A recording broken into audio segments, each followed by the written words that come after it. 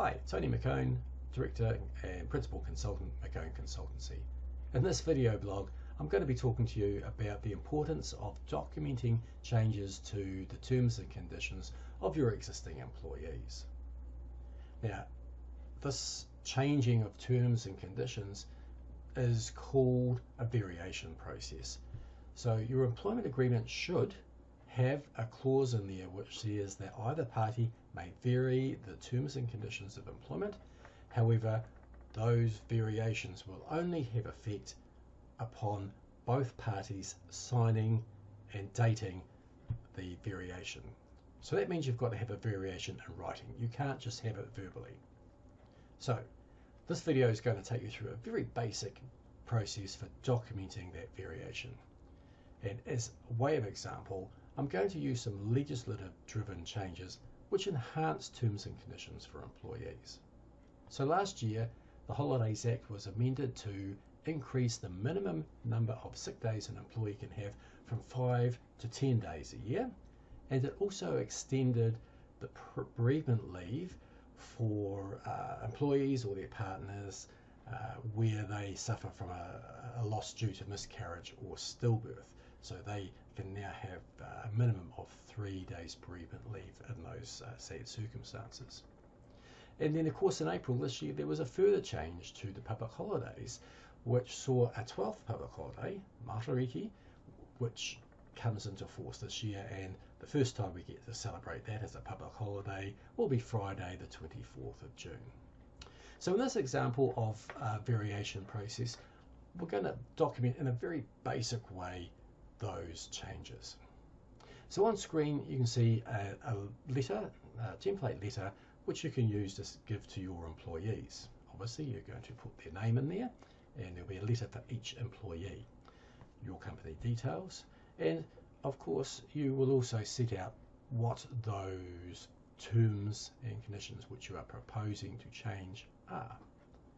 Now, it's ideal to actually have had a conversation with your employees before you give them the letter. You don't necessarily want the letter to be the first time that they hear that there's going to be a change to their terms and conditions of employment. In those situations, that's going to create a bit of friction. So have a conversation first and then present the letter. Now in this case, we have got set out in very basic terms the 3 changes which I've just mentioned: the changes to sick leave, bereavement leave, and the additional public holiday.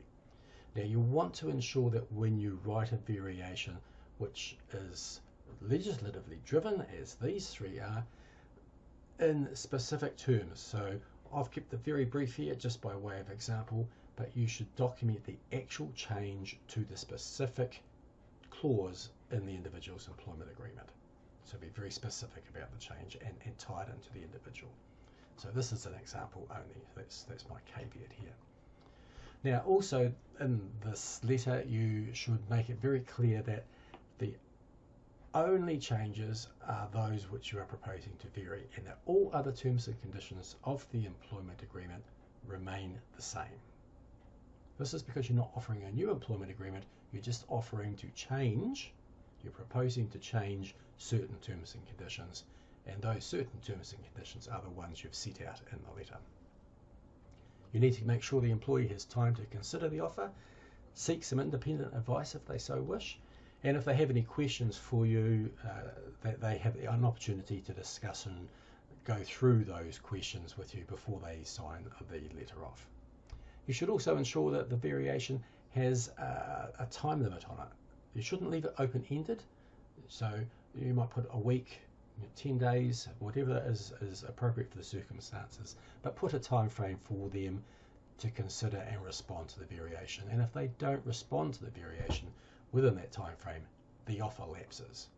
Now the only exception to that lapsing is when there is a legislative change, because the legislation will automatically override the employment agreement anyway. And the final part of the variation offer is ensuring that there is a formal acceptance or declining of the variation.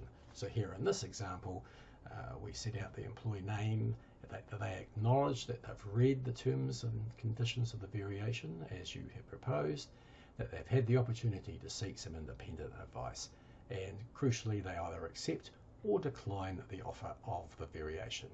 They must then sign it, date it, and return a copy of the variation to you to attach to their employment agreement on their personnel file. And then going forward, that variation letter is read as if it forms part of the employment agreement, because it now legally is a change to that employment agreement.